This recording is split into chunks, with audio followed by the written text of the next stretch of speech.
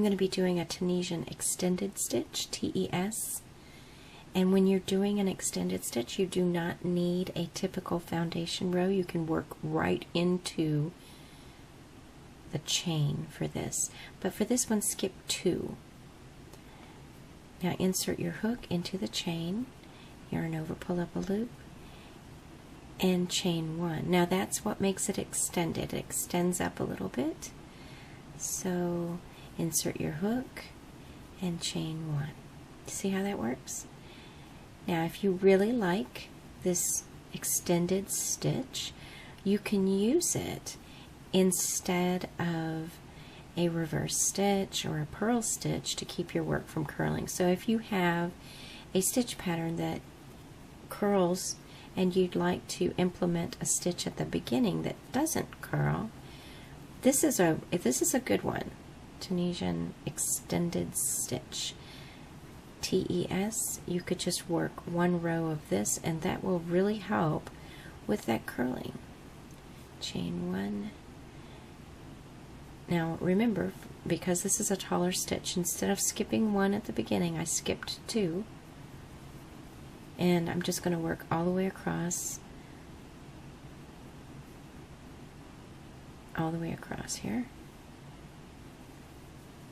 Chain 1 and chain 1. Almost there.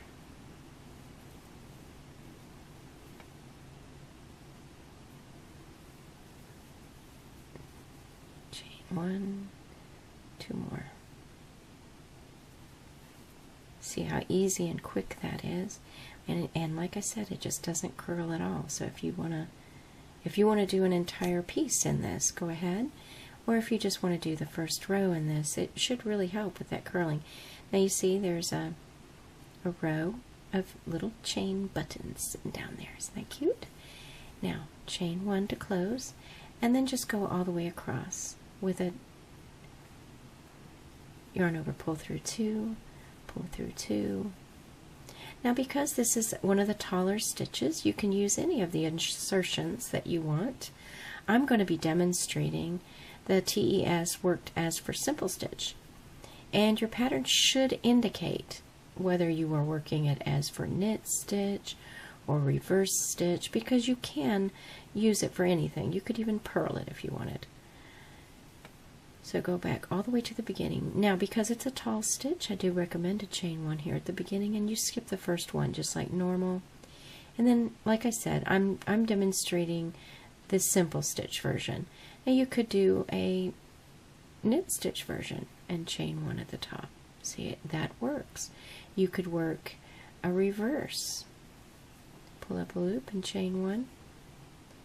Anything goes. Whatever you prefer. For this one, I'm doing simple.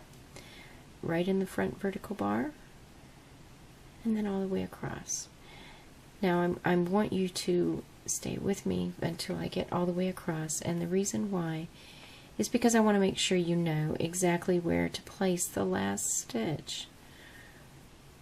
And you can see how quickly this works. Because it is a taller stitch, it's going to go a lot faster.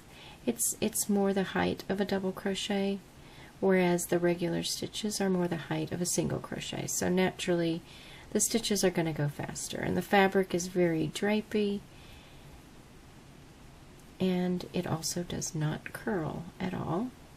If you just wanted a simple lace piece, you could easily do this stitch throughout and have some light lace work, because it's not created with open spaces. It's created because there's so much room between these and the chains.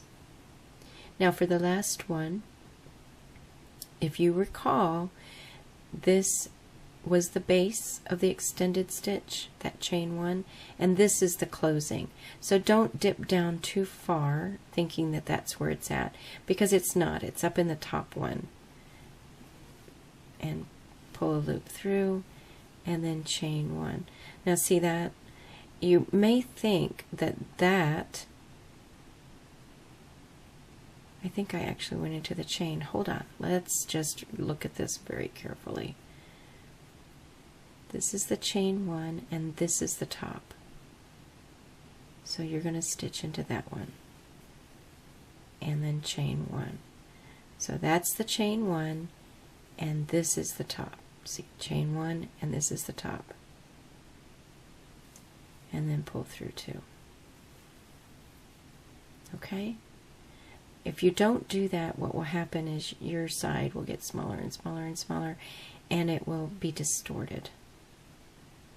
Same with the beginning. You need to have an extra chain at the beginning so that it won't get distorted, because these stitches are taller. And see, if you were to block this, see, there's a lot of extra space in between. So that would allow you to have a lace piece without necessarily making lace.